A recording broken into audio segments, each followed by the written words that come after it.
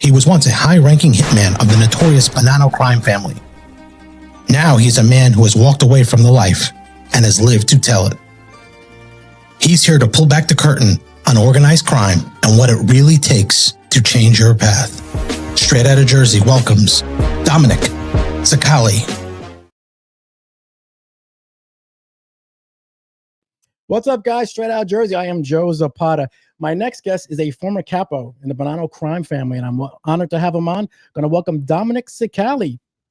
What's going on, Dom? What's going Joe, on? how are you? It's a pleasure to be on. Thank you. Long overdue. Yeah, long overdue. You've been all over the place lately. I saw you on Vlad. You were just on Michael Franchise's show. You're all over the place. Yeah, it's just nonstop. I'm trying to put everything out there and go forward, move forward. And I think now is the time to really launch it, all different products out there. Great. So. That's great. I'm from North Jersey, and I am familiar with the life. I have a lot of family members, people, and friends who all grew up there. You know, I'm in my 50s, so I know the circle, and I know people from New York. Your father, was he involved in life too, correct? My father was in the streets. He was never a made guy in the life. He was just a street guy, and it's sad. He has a sad story because he became a drug addict. He had a bad addiction with heroin, drinking, and especially when I came home from jail in '99, I tried to, Dad, come with me, straighten up. I have a lot of things I could put you in to run businesses and, you know, just to have you off the streets. And he was just hooked on the drugs, loved that life. And, you know, he went out the way he wanted to go out. You were from the Boogie Down Bronx, is that correct? Over there in Hazel Towers, right? Correct. That's the Pelham Bay section of the Bronx. Yeah. And then later on, I went to Throgs Neck. Throgs Neck. Yeah. So you were about 15 minutes from Yankee Stadium, I believe, right?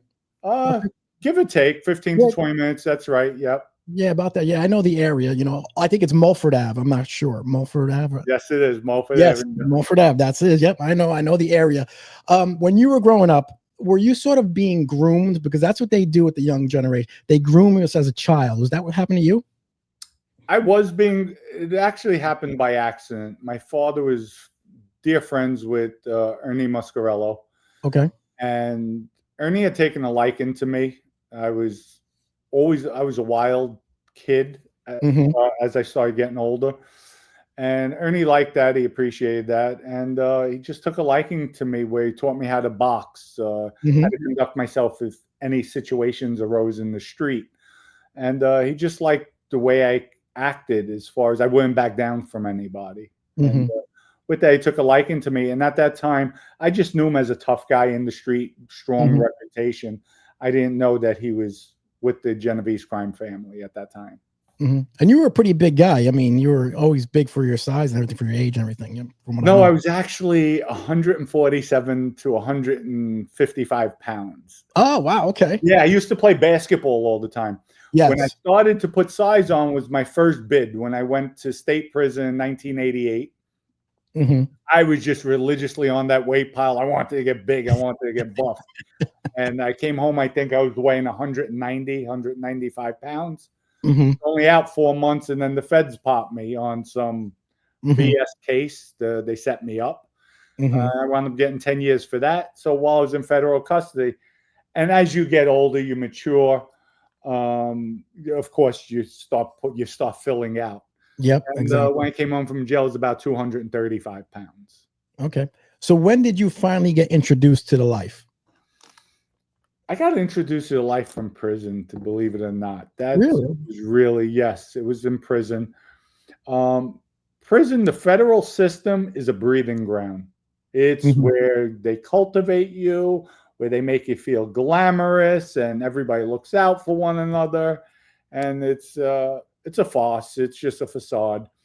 You know, funny that, and I never said this, in prison, one of the places was Allenwood FCI. It's a medium institution. You have a penitentiary there, you have an FCI, you have a low, and you have a camp.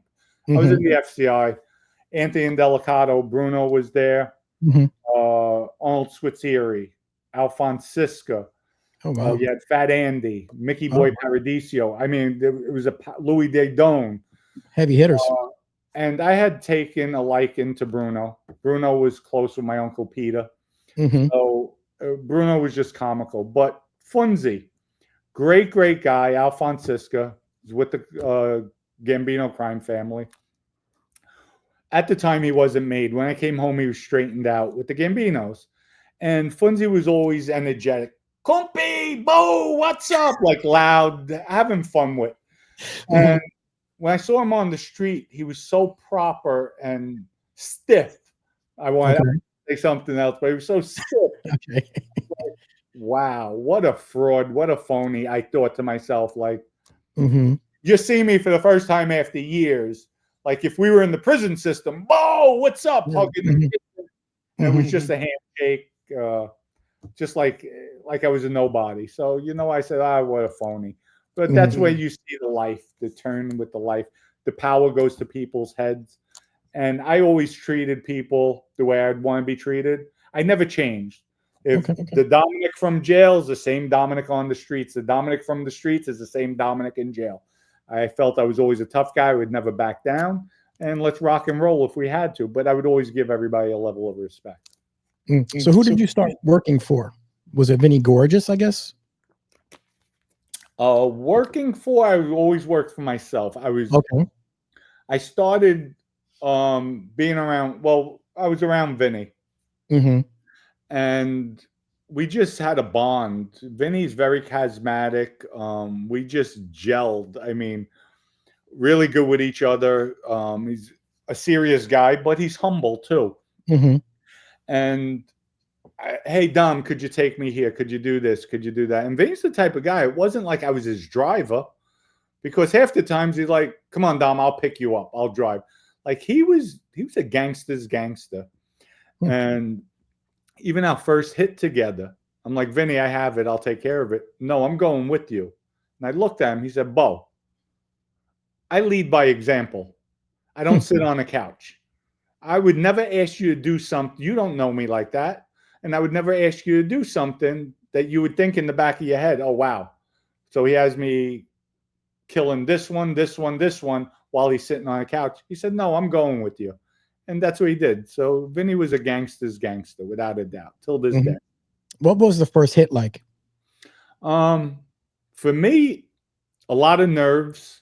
Remember, I was only out of jail 2 months. And he has me going on a hit. But Vinny actually wanted me to drive that evening. And I'm like, no, I'll be a shooter. Because I knew, listen, I'm not naive to the life. So I knew, you know what, let me step up to the plate. I want to be a shooter, because whether I'm driving or I'm shooting, I'm still getting charged with a murder. Murder's a murder. So, a lot of nerves going at the guy and just popping away. I missed with like 4 shots. I hit him 1 shot, the rest missed. But, it's the nerves, hairpin trigger, stub nose 357, which is not accurate to begin with. But I was there right on top of the guy with Vinny, and we took him out. How do you sleep at night after something like that? Is it a little bit nerve-wracking? Well, for me, no. I had a murder prior. So in the street life, I looked at it as if you're at war. Okay. Your adversaries you're going after, they're coming after you. So it's kill or be killed. Same thing in the streets. All my victims were street guys. They were thugs. They would have put a bullet in my head like this. So it didn't bother me. What did bother me, hearing about the children, the mothers, the grandmothers, the fathers, the aunts, uncles, that bothered me more. That's where I have my remorse, my regret for the people left behind suffering because of something I did. Not for the victims, because they were street thugs themselves. It was for the family members. But in the streets, it's either kill or be killed. So, you have to do what you have to do. How did you decide on the Bonanno family? Because Vinny was in the Bonanno family. That's how it was? Well, it wasn't even Vinny. It was Bruno. It was Anthony and Delicato. We had such a good relationship in jail. Bruno was down to earth. Okay, like I just told you about Funzy, the way he acted. Yes. When I saw Bruno, Bo, what's up? Like he was same guy, same prison guy to same street guy. He didn't care. He was a man's man. He still is a man's man. Yes, now we're on 2 different sides. Yeah. Listen, you could cherry pick with anybody, myself, Vinny, Bruno. You could go to the Chin. There's always something you could say you disagree with, and that's life. But at the end of the day, great guy. He conducted himself properly, and he was a man's man. So I went to see Bruno. Bruno introduced me to Vinny, feeling Vinny's from the Bronx. I'm from the Bronx. We'll gel together just fine. And Bruno and Vinny were extremely close. So that was a good marriage at the end of the day. Now, Joe Messina was the boss, correct? Correct. Joe Messina was the boss of the Bonannos. Okay. Did you ever meet him or no? I was at his restaurant a few times. One time he was in the back. Vinny walked in, and Joe said, Vinny wanted to introduce me to him. And Joe said, I'm not meeting anybody. So I kept it at that. And I did get insulted when we left. Okay. I said, you know what? Because I looked at the guys around him. You could tell when somebody's soft, when they're not sharp. And I'm like, you know what? F him, and that's it. So Vinny said, whoa, that's our boss. No, that's your boss. You're my friend. You're my brother. My loyalty is always with you. No, that's the boss. The loyalty is with the boss. I'm like, no, I don't know him. I know you. I roll with you. And that's it. Yeah. But that was his prerogative, his choice. I respected it. I didn't like it, but I respected it. And that was it. At that time, who was the most powerful family? Was it the Gambinos or maybe, No, at that time we were up there with the Genovese. Oh, really? Okay. There was even because just think about it. Up until 2002, we were the only crime family that never had a made member rat. Really? I didn't know that. Really? Never a made member ratted. So even the Genovese past comments, no, they're up there. They're in the elite status with us because of that reason. But as we know, after 2002, we had a slew of them, and then myself included later on. But Joe's whole administration just rolled. And shame on him, because Joe Messina, as wise as he was, he killed all the tough guys, all the real men he took out. We put all the soft guys in position because he knew he could puppet master them. Yeah. And that's what he did. He was a master puppet master. Wow. That's crazy. He actually was good friends with John Gotti, wasn't he? Like John Gotti was not with him, right? Yes. There was word out there that was John Gotti's puppet. Yeah. But Joe was shrewd. Joe would listen. I have to give respect. One of the smartest and sharpest guys, not even a criminal, is Greg Andres. Oh, okay. Federal prosecutor. He became the assistant acting attorney general. Sharp, witty, smart, sees BS from a mile away. Joe pulled the wool over his eyes, claiming that there's a hit on the prosecutor's life. On your life, Greg. And Joe made it look like it was Vinny's choice to kill Greg Andres, when Joe Messina is the one that implemented that, sent innuendos out. So Joe knew this would be his get out of jail free card if he lose. Joe played it smart. Just think about it. The Bonanno crime family was kicked off the commission. Joe took us out of the basement, brought us up to prominence, and then he actually threw us back in the basement. Wow. But he played Greg like a fiddle, and he got what he wanted. Joe Messina was a master at that. He was the best I've ever seen. Wow, Joe Messina. Wow. When did you get made? What was that ceremony like? I got made in 2003, the end of 2003, beginning of 2004. It was, to me, it was nice. It was just the guys gathering. You have to remember, who was the acting boss was Tony Green, Tony Urso. Joe Camerano Sr. was the underboss. Vinny was the official captain. Okay. And everybody was there. Anthony Rubito, Nicky Santoro, they were proposing guys. Patty DiFilippo. So with that, it was like we all got in a circle on behalf of the Bonanno crime family, secrecy, blah, blah, blah. They go through all that. We break hands, we sit down.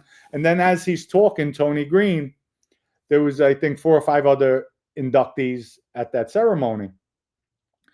Tony Green turned around as he's talking about the life. He said, well, there's some people here who are coming into the life. They already know. I've been around them a lot. We're very fond of them, meaning me. And they would prior to being straightened out, they had me privy to a lot of things I shouldn't have been privy to, but that was the level of respect they had for me. So I felt special at that moment when he elevated me above all the inductees to say, we have somebody here who's, been around us and we're very fond of him. That made me feel special. But other than that, when I left, Vinny's first words, Bo, how do you feel? I said, what do you mean, how do I feel? I'm the same person. Like, what do you mean, how I feel? I don't feel like Superman. Da, da, da. No, I'm the same person. And Dominick is Dominick is Dominick. And that was it. One of the unwritten rules is, no dealing drugs, but all you guys seem to be, that's how you guys are making money, right?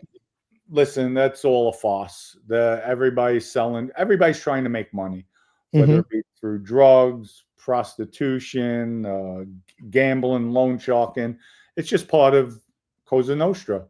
And the bosses, you had some bosses, no, I don't want drugs in my family. You'll get killed. But when you're handing them an envelope, 10, 15, 20,000 a week or a month, they know it's not coming from sports. They know it's not coming from prostitution, getting that heavy of an envelope. They overlook it. Just don't get caught. Yeah, that's crazy. How did the money, the power, and being feared, deal with your relationship? I mean, was that tough having a relationship and having, a kid or something? Wasn't that tough? Talking relationship with a female? Yes. No, I didn't. I conducted myself. I didn't bring business at home or to my relationship. My street business is secret. It's my street business. I'm going out. You need me, page me. That was it. I'm going out, have business. Don't call my phone. It's not going to be on. You have to page me.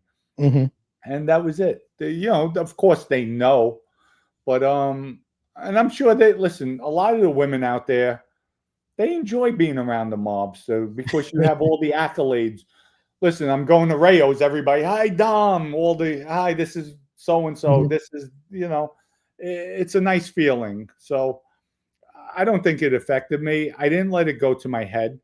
In the Bronx, I would wear what you're wearing.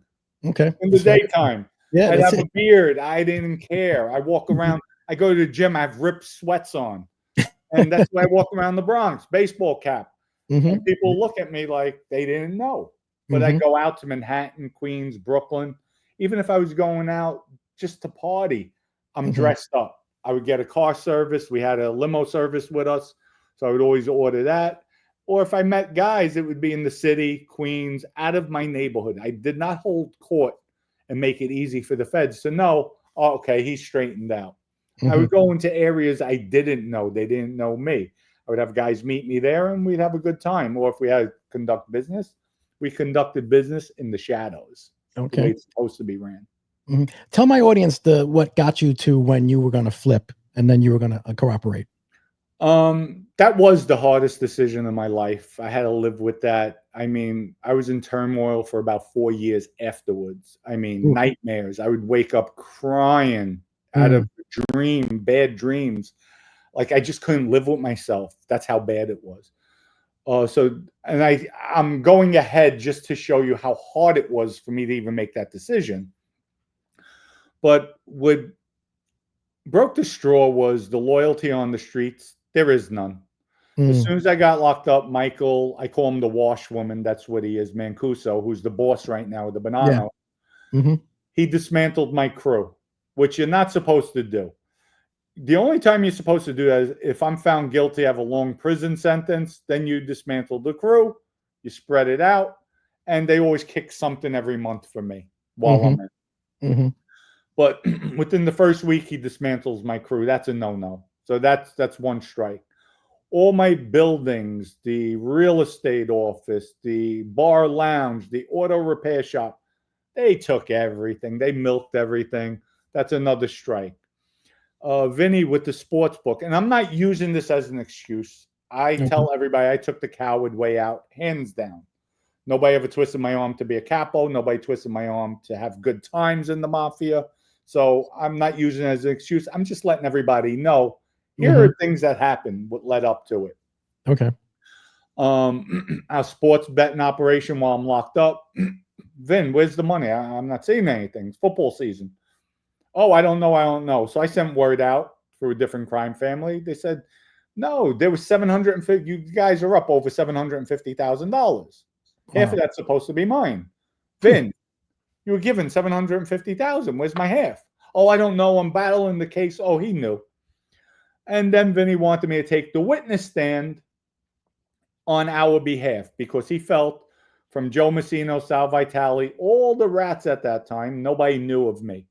And Vinny knew I had a lot of legitimate businesses. So it's not illegal being in the mafia. It's illegal committing a crime. So I could say, yes, I was in the mafia. Yes, I was a captain. Did you do anything illegal? No.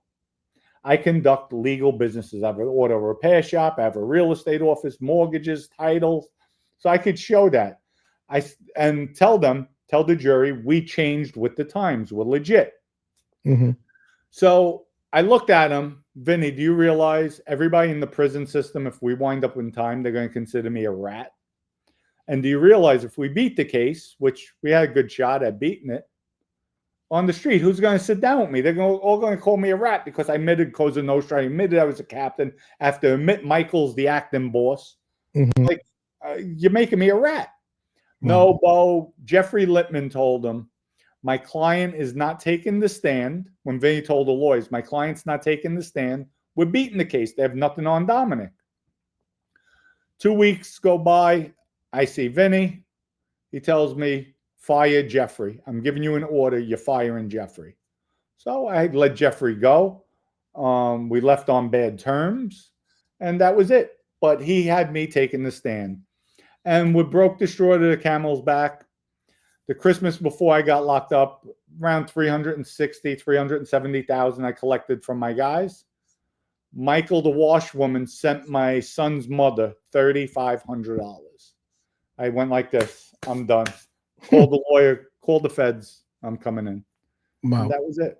So didn't Joe Mancino also try and pin something like a murder on you? What was that? Didn't Joe Mancino also pin a murder on you? Try to pin a murder on you? Well, he did. That's another thing Vinny did. They're in the jail cell. They're on the rooftop deck of the MDC Brooklyn. Cages. Okay. They're in separate cages, but they could talk. They're next to each other. And there's cameras all around. There's cops. There's other inmates. And Vinny's talking in this volume to Joe. Joe says, hey, I just read this in the paper. The guy, Randy, what happened? He said, Dominick did it. We took care of it. He said, you sure? He said, yeah, I left word with Dominick. He took care of it. So I'm like, are you kidding me? Are you kidding me?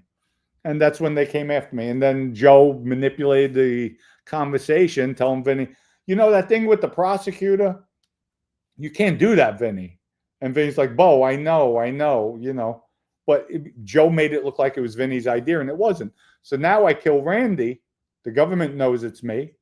They're under the assumption there's the hit on the prosecutor. So who's public enemy number one? Me. They're looking, and they took me down hard. And for something that, you know, it wasn't planned out. It wasn't our doing. It was Joe Massino's. Does the mob still have power in 2025? I would say so. Okay. They're moving. I know the Genovese is moving in the shadows. So are the Gambinos. They're staying low key. Lucchese's. You know, they have power and influence in certain circles, but they lost a lot of it with what's going on nowadays. I was just in New York, put out a video, and the streets aren't what they used to be. There's no kids. There's nobody hanging out. Summertime, I mean, the streets were empty. And I went from Pelham Bay to Throgs Neck to City Island. No, I didn't go to City Island. I went to Country Club, Locust Point, Pelham Bay Park, Wilkerson Park. Nobody. Empty.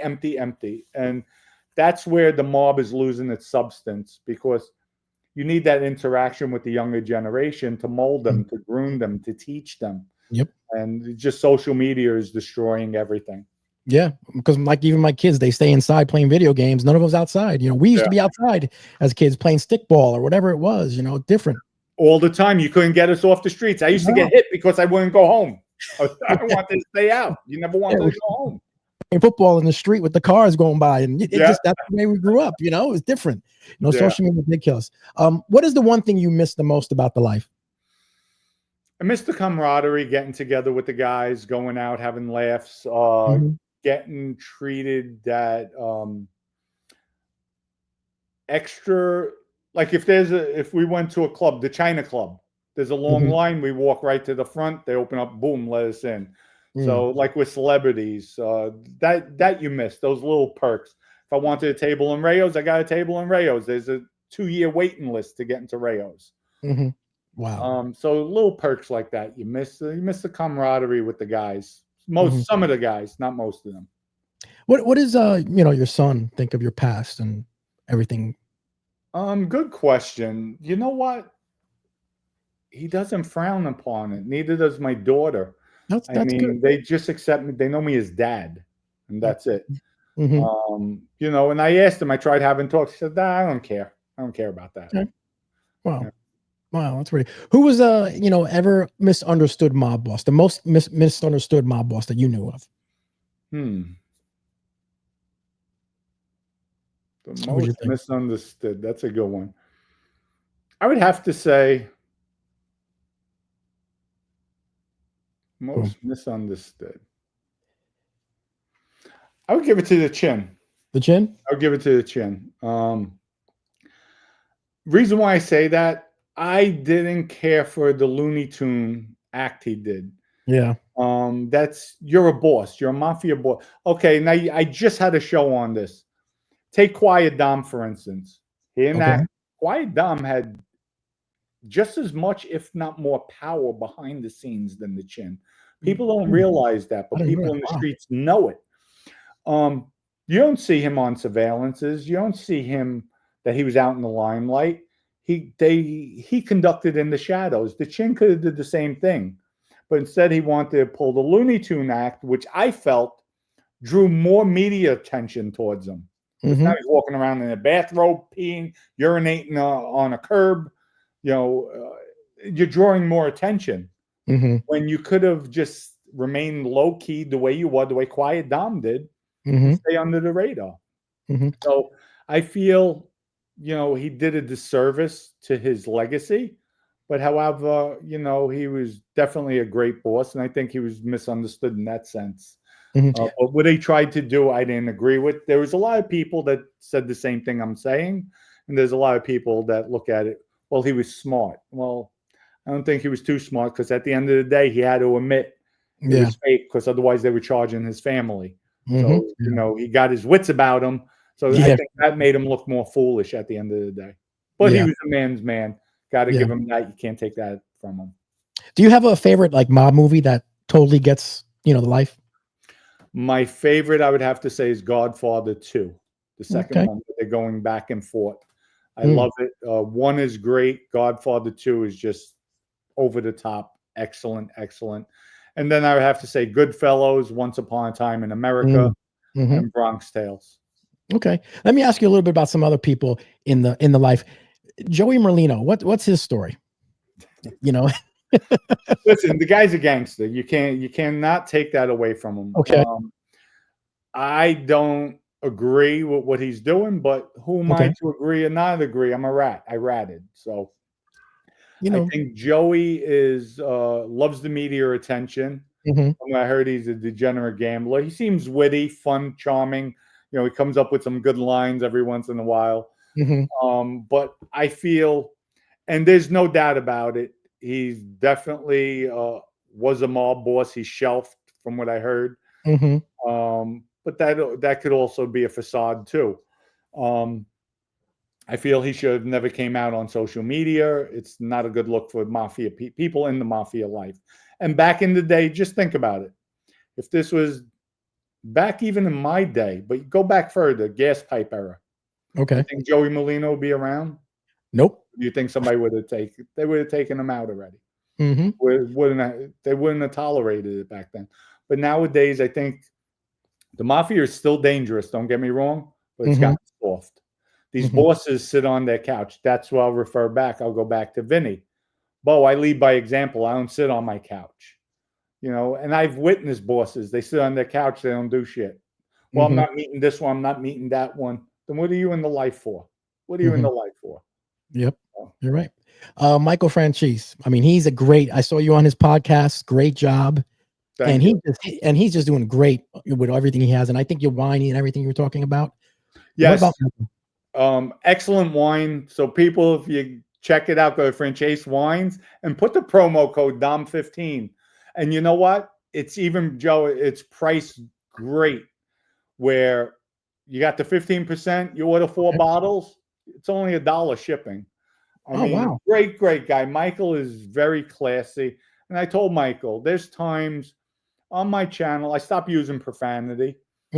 My wife tells me, if you want to brand yourself, you want to elevate to a different level, and sometimes I'll slip up an F-bomb or get dropped every once in a while. But she always tells me, be more like Michael. I mean, Michael's like the ambassador for the Mafia. Very well-spoken, articulate, diplomatic he could be. And then in my life growing up, the way I was groomed, never underestimate anybody. Like if you saw Michael and Sammy, their battle, Sammy's like, you never did this, you never did that. How do you know, Sammy? That was Michael's thing. How do you know? How do you know what I did with it? Those guys I fear more, guys like Michael, than loudmouths and blowhards like Sammy, because at the end of the day, it's the guy who's quiet that puts one in the back of your head. Those are the ones you have to watch out for. But Michael's very wise beyond his years. He's a gentleman's gentleman. And, I really have a fondness towards him. And he puts the Mafia, that life on another level, the way it's supposed to be ran. But he's not in the life anymore, but the way he conducts himself, that's a true mafioso. Yeah, his father was a heavyweight in the... Yes, Sonny. And actually, I didn't even tell Michael this, or I told him probably when I met him the first time. I did time with Sonny in Petersburg, in Virginia. Yeah, we were at an institution for about 2 weeks together. Great guy at the time. I think he was in his 70s. Very energetic, walking the track, playing handball. So he was always in shape. Good guy. You did time with Sammy the Bull too, didn't you? Yes, I did. We were in the Witsack unit in Phoenix, Arizona. And was it Phoenix? No, I'm sorry. We were in New York together, not in Phoenix. And Sammy's a gangster, without a doubt. He didn't back down from anybody. Nice guy in prison, but Sammy, not honorable. You have to watch Sammy. Sammy's very greedy. It's all about him, me. And Sammy's ego is larger than life. It's all about him. And I don't like that. I don't like phonies. So I distance myself with him because of that. Yeah. Anthony Ruggiano, who I had on the podcast. Nice guy. Anthony Ruggiano. Nice guy. I have nothing bad to say about him. I don't know him. Just a nice guy. A civilian. He was never a made guy. Yeah. Larry Mazza? Great guy, funny, charismatic. Actually, was supposed to, I keep on forgetting. Him and we make plans to go out to dinner, so we're not far from each other. Okay. We're supposed to go out with the wives, go out, but the times I was in his company, great guy, a lot of laughs, funny guy, and I like him. I like the little bit I know of him, I like him. Yeah, he's supposed to help me with my football picks because he's always with the football. I'm like, come on, Larry. Every time I'm like, Larry, come on, man. He's supposed to help me. Yeah, he's one guy though. Are you finally at peace with your past, or are you still dealing with that process? No, I'm at peace. Okay. It took me about 4 years while I was incarcerated. Then, along with my working out, getting all that stress, that anger out, I started reading the Bible, went to church, and as time went on, I started to accept what I did and live with it, because it's either crap or get off the pot. Yep. And I realized it, and this is a new life. It's a new day for me. Let's move forward. Let's grow. Let's build. And this is the longest as an adult that I'm home. I'm out since 2013. I don't even have a parking ticket. So, and trust me, I've had my temptations with people coming at me, trying to harm me. I backed them up. And the old Dominick would just attack. But you have to learn, you have to grow, because once I make that one step backwards, I failed. And then all the haters out there could point, see, he never changed. He never did the right thing. He never changed. He's still an animal. He's still this. So I won't give them that that weapon, I'll say, to that right to say that. So. Yeah. What about these young kids that what message would you give to them if they want to join the mafia today? Kid, listen, not the mafia, gangs, Anything. criminal organizations. Kids, stay away. There's too much money out there legitimately, from crypto to stocks to even working. Get your own restaurant. Learn how to be a cook. Learn how to be a carpenter. Go in a union. Get a trade. I mean, there's so much money to be made. Right investments, save. The streets are not your friends. You will get, if I got burnt, when I got locked up, I was second in command in the Bonanno crime family. I was right with Michael, the washwoman. And as soon as you get locked up, they screw you over. You're only as good as your last envelope or your last dollar you give. Stay away. Your friends who you think are your friends are not your friends. They're only there because they're using you, and you're there for the moment. Once you're out of that element, that light where they don't see you, you're not around, you're either in jail or even dead. They forget about you. They forget about your family. Or unless somebody's trying to have an affair with your wife or your girlfriend. That's the only time they don't forget about her. But other than that, it's a treacherous life. Stay out of it, especially this day and age with all the surveillance, all the cameras. Stay out of it. It's not worth it. Jail is not a fun place. And it's not something to brag about in these days. Times have changed. Change with the times. Yeah. You mentioned about the crypto. What do you have going on with that? I started a coin. It's called Official Crypto Nostra. I wanted to do something. I have my followers. I have a YouTube channel, Mafia Roundtable. Mafia Roundtable. Yep. And the followers kept on asking me, Dom, how could I make money? Dom, when you're doing something, let me know. Let me know. So I figured, let me do something with crypto. Okay. We started out with a pre-sale. I told the followers, we sold out within about 6 days. We generated 153,000, sold 400 million coins. We started at 0.00037. And what I told them, I said, look, if you believe in me, I believe in you. This is not a rug pull. We're going to put substance behind this coin. So with the coin, we have the website shopping center where we use the coin. We give anywhere from 20 to 50% discount. We have a gaming app coming out. It should be out this week or next week, the latest. It was in development for these past 3 months, but it's coming out. It'll be on Apple or Android. You could download free gaming app. It's called Rise to Power. Rise to Power. Okay. As you're playing the game, you're mining coins.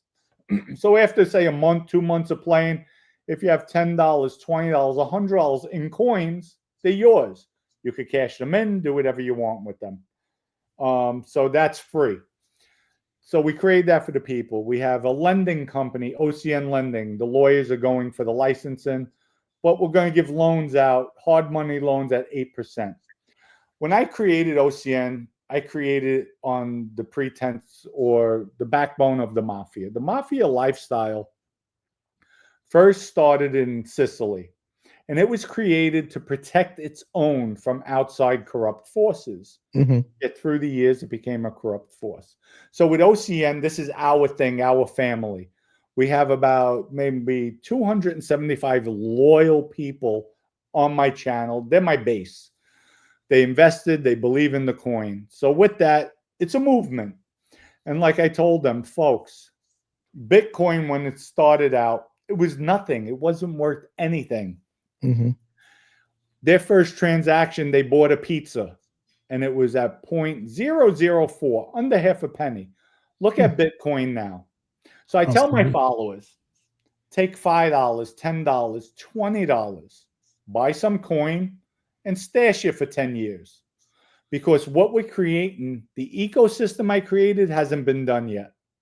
So we have lending, we have discounts on shopping. We're coming out with NFTs, which also add value. I'm also coming out, I just announced a gambling site from A to Z, where on the numbers, if the streets are given 600 to 1, if the legal numbers given 700 to 1, we're going to give 900 to 1. Use the coin. We're going to make it more enticing for people to use the coin. As they use the coin, it becomes more and more valuable. So we're adding substance to this coin. Wow.